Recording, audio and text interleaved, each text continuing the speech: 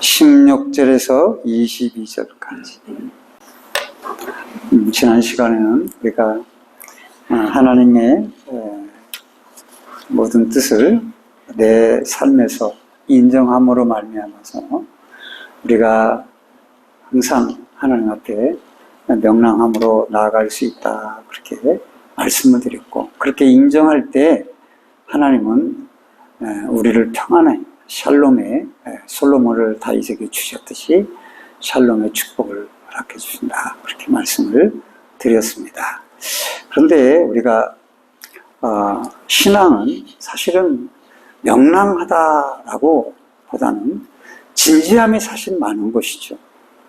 왜냐하면 천국과 지옥의 심판이 있는데 그 죄악 앞에서 어찌 우리가 명랑하게 가볍게 살 수가 있겠습니까? 그러니까 어떻게 보면 진지하게 살 수밖에 없는 것이 신자의 삶이죠. 문제는 우리가 진지함도 없고 명랑함도 없다라는 것이죠.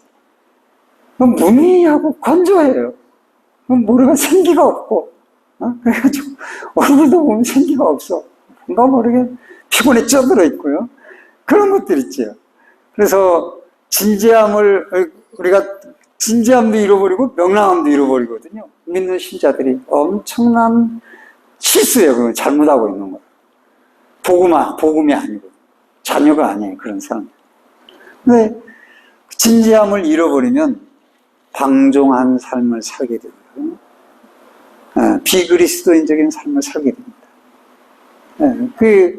그렇게 살게 됩니다.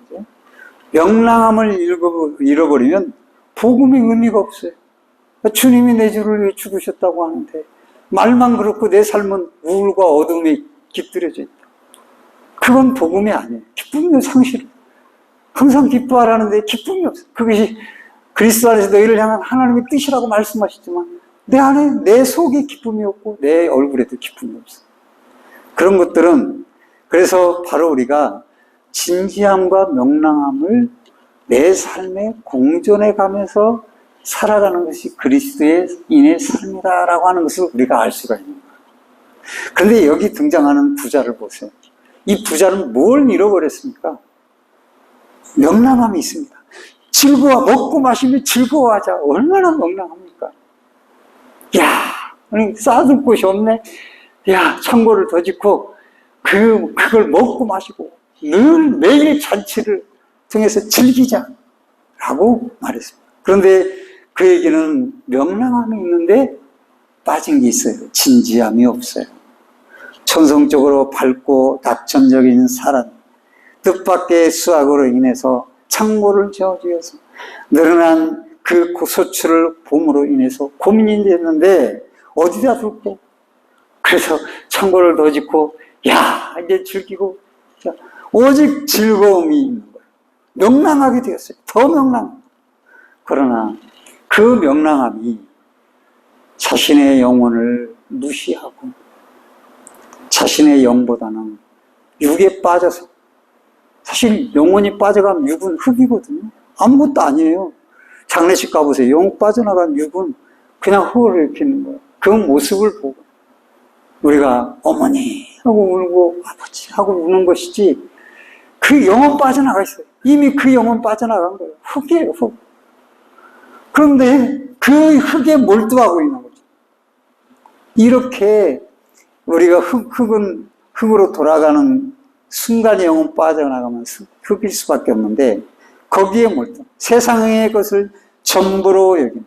보이는 세계와 감각의 육체가 전부였습니다. 그래서 많은 소출을 얻었지만은 기껏 생각하는데 창고를 좀 더 지어야 되는 거예요.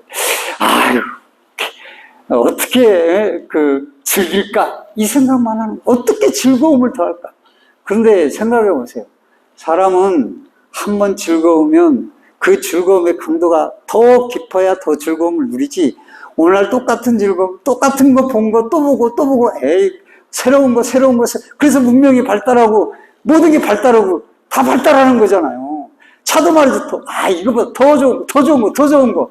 그렇게 타잖아. 보아도 만족이 없는 거야. 만족이 없는 거야. 아무리 잘해놔도 만족이 없어. 그래서 나중에 아무리 먹어도 만족이 없으니까 마약을 맞자 먹고 흡입하고 그러죠. 그렇게 되는 겁니다. 인생이 매일 자체에 살면 행복할 것이라고 생각하지만 행복하지 못합니다. 어리석은 부자는 명랑했습니다. 보이는 세계에서 먹고 마시고 즐겼습니다. 그리고 그런 극단적 물질주의, 세속주의 거기에 빠져서 그것이 명랑함인 줄 알았는데 그 다음 자기 영혼은 생각하지를 못해. 너무나 가벼운 진지함을 잃어버린 명랑함. 이런 명랑함은 오히려 자신을 돌볼 기회를 잃어버리게 되는 악한 명랑함. 왜? 영혼을 생각하지 못한. 100세라고 해도 지나고 나면 금방이에요. 영혼의 세계를 보지 못했기 때문에 그렇습니다. 신자가 왜 신자입니까? 그건 영혼의 세계를 알기 때문에 신자인 거예요.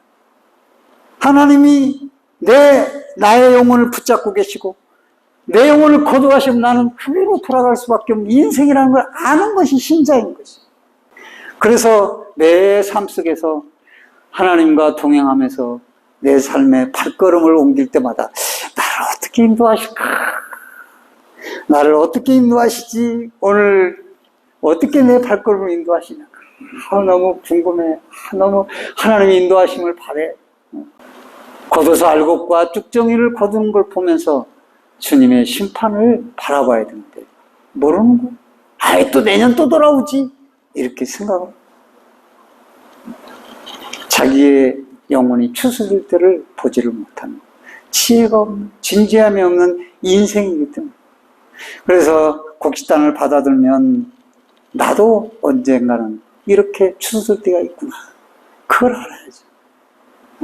그러니까 그런 걸 알기를 원치 않으니까 더 육을 위해 써야만 하고 현실을 도피적으로 세상의 즐거움에 더 깊이 빠질 수밖에 없는 것이죠.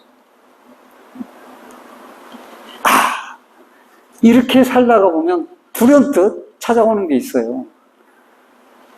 허무감이죠. 인생이 허무하구나. 이렇게 매일 잔치를 벌이면 즐거울 줄 알았는데 허무하네. 그게 뭡니까? 전도서예요. 전도자가 헛디고 모든 것이 헛디고 해 아래에서 수고한 모든 것이 헛디고 사람에게 무엇이 유익한가? 전도기서 기자가 그렇게 즐기다가 헛디고 이렇게 인생을 돌아본 거예요. 그래서 그는 매일 연락을 즐겼지만은 결국 거기에서 인생의 헛됨을 발견하고 하나님을 다시 발견하고 돌아오게 되는 것이죠. 세상 사람들도 허무주의에 빠져드는 거예요. 그래서 이게 우리 지금부터 약 180년 전에요. 니체가 그래 허무주의자인 니체가 그랬죠. 뭐라고 그랬습니까? 사람들에게 신은 죽었다고 외쳤습니다. 깜짝 놀랐어요, 사람들이. 오늘 같으면 신이 죽었다고 해도 아무도 놀라지 않아. 왜? 신이 있다는 것에 대해서 사람들이 무관심해요. 그리고 믿는 사람들도 하나님이 어디 있어? 죽으면 끝이야. 이런 생각이 많이 있어가지고 그냥 육의 즐거움에 많이 도취돼 있어요. 근데 그 당시에는 전부 신에 대한 생각에 사로잡혀 있어요. 신본주의 중심으로 했어요. 그런데 니체가 신은 죽었다고 말했어요. 그러니까 엄청난 반항을 일으켰던 거예요. 그 사람들이 그게 뭐가 신은 죽었어? 처음에는 그랬어요. 근데 살다가 보니까 불공평하도 많고 내가 이렇게 잘못을 해도 하나님이 빡 쳐가지고 깨닫게 하지도 않고 뭐 심판도 안 하시고 그러거든요. 그러니까 정말 신이 죽었나 보다. 신은 안 계신 거야. 이렇게 불신앙이 찾아오고 그 육을 즐기다 보니까 하나님을 잊어버리고 그렇게 되는 겁니다. 세속에. 그렇게 세속에 빠져가서 매일매일 그러면 신은 죽었으니까 그럼 뭐냐? 인본주의로 돌아가자. 인간이 즐거워야 된다. 그래서 소비를 하는 기쁨과 즐거움으로 사는 거예요. 오늘도 내가 명품을 백을 걸치는 것으로 내 인생의 가치와 의미를 찾는 겁니다. 내가 얼마나 좋은 그 아파트에서 사느냐, 그것이 내 인생의 값어치요 가치요, 사는 인생의 의미가 거기에 담겨 있는 게 돼요. 그래서 다 눈을 뜨면, 아, 내일은 어떤 명품으로 살까? 이 생각을 하게 되는 거죠. 소비 생활을 어떻게 할까? 끊임없이 생각하고 굴리는 거죠. 거기에 나의 감각, 나의 노동, 나의 힘이 집중되어 있어요. 거기에는 나는 없어요. 자기가 없기 때문에 자기를 볼 줄 몰라.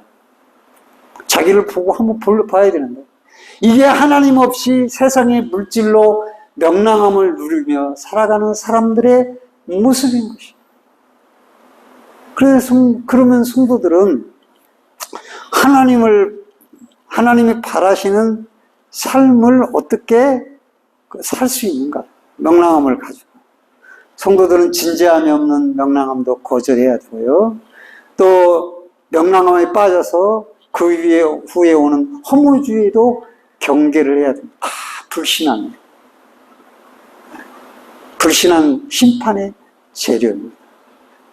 그래서 우리가 어떻게 하나님의 백성들이 진지함과 명랑함을 가지고 살아야 되느냐. 여기 주님은 이렇게 부자에 대한 얘기를 하시고 나서 그들의 즐거움과 명랑함을 위해서, 야, 자녀들은 왜 명랑하지? 너희들은 그보다 더 명랑해야 된다. 그런 의미로 말씀하신 거예요. 기뻐하고 즐거워하는. 그런 의미로 말씀하신 거예요. 그러기 위해서는 왜 명랑하지 못하냐? 진지함도 없고 명랑함도 없는 이유가 뭐냐? 염려에 빠져 살기 때문에. 그래서 까마귀를 생각해라. 들에 나는 새를, 공중 나는 새를 봐라. 들에 나는 백합화를 보라. 말씀하시고, 그런 걸 염려하다가 얼굴이 우울해지고 명랑함을 잃어버린다는 거예요. 왜 이렇게 염려하냐? 그래서 우리가 염려에 빠지지 않고 명랑함을 유지하기 위해서는 첫 번째로 따라서 합시다. 하나님을 신뢰하자. 신뢰하라. 예수님이 아버지를 신뢰하듯이 제 재산을 많이 쌓아뒀기 때문에 예수님께서 그렇게 염려하지 않고 사셨습니까?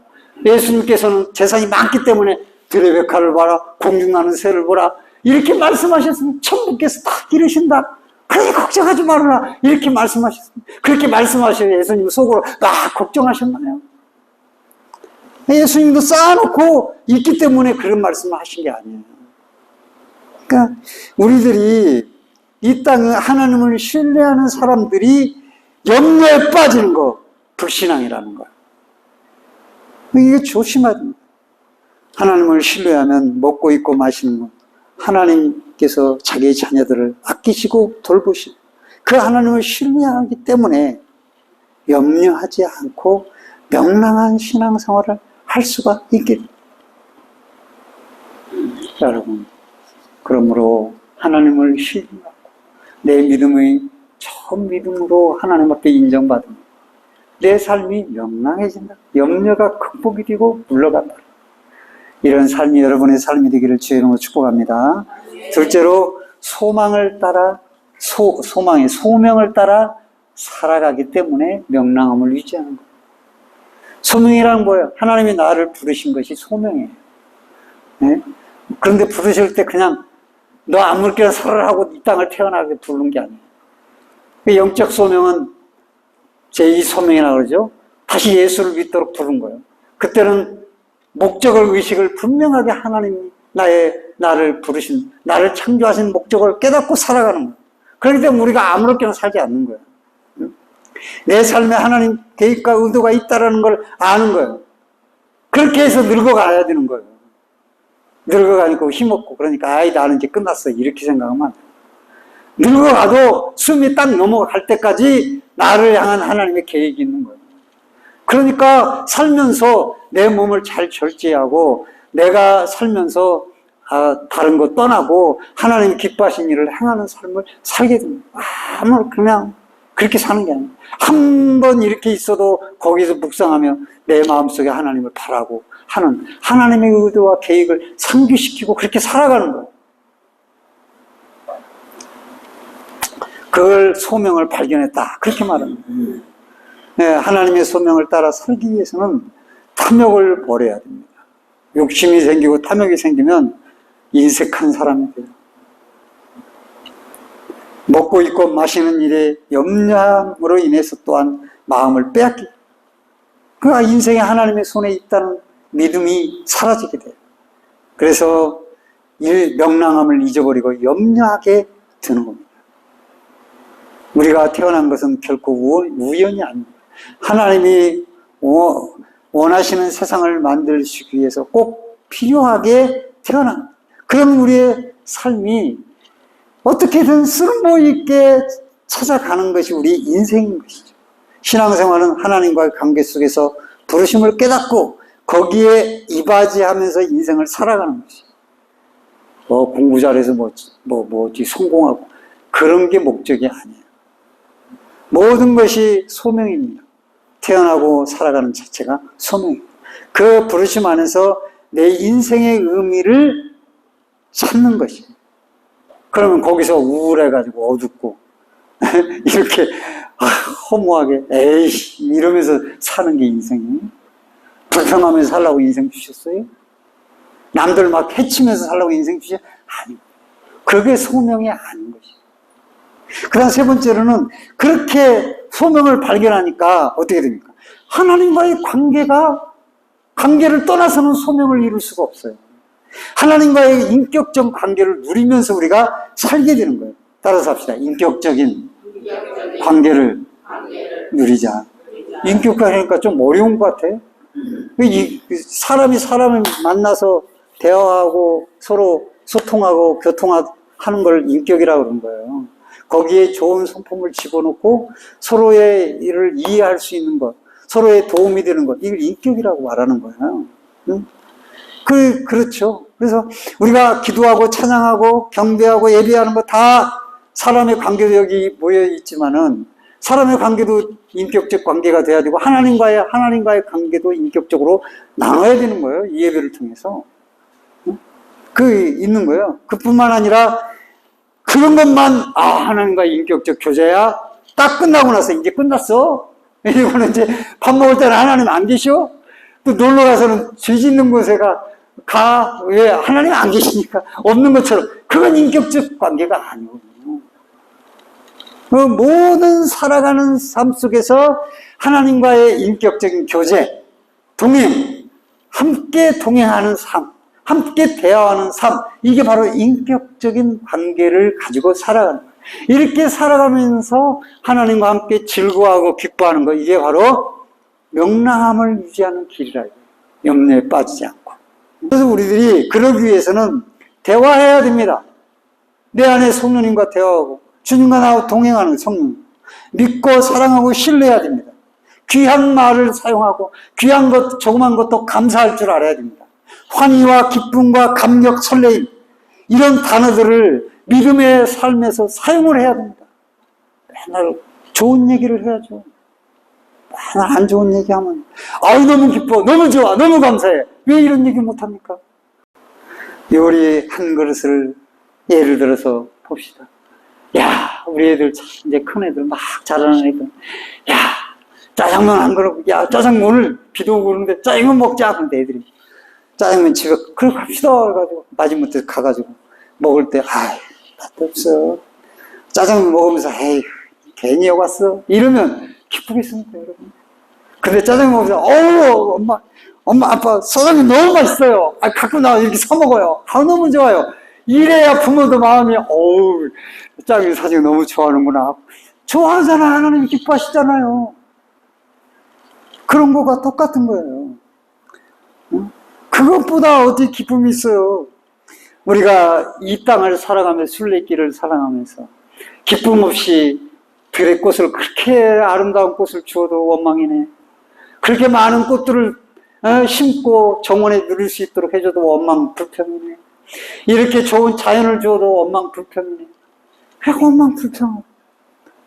이 순간순간 우리가 모든 것을 보면서 감격하고 기쁨과 환희를 누릴 수 있는 삶, 그게 인격적 관계를 맺고 살아가는 삶입니다.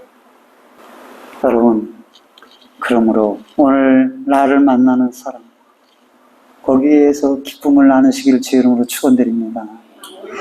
감사함을 나누시길 바랍니다. 우리가 육적인 영역에서도 그렇게 먹고 하는 것들도 감사하고 기쁨을 즐거워하며 살아가는 거. 영적인 부분에서 진지함을 유지해야 되는 거예요. 세상에 대한 염려와 말씀을 맺으면서 우울함 때문에 거룩한 명랑함을 잃어버리지 않게 해야 됩니다.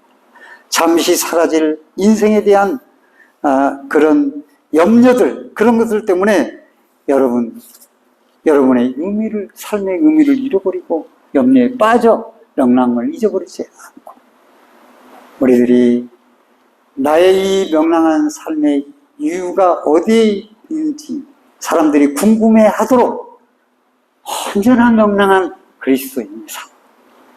저 사람이 이렇게 명랑해? 기뻐? 야, 표정이 왜 이렇게 밝고, 좋아. 인사도 잘해. 저 사람 예수님 역시 다르구만. 목사님이랑 역시 달라. 이렇게 하나님 때문에 명랑한 삶을 사람으로서 사람들로 하여금 명랑의 근원이 무엇인가를 생각해 볼 수 있도록 하는 삶. 그게 그리스도인의 삶이 아니겠습니까? 그래서 하나님과 동행함으로 말미암아 염려, 걱정, 근심 버리고 명랑한 삶을 회복하며 늘 즐겁게 주님 안에서 사는 저와 여러분 되기를 주의 이름으로 축복합니다. 아멘.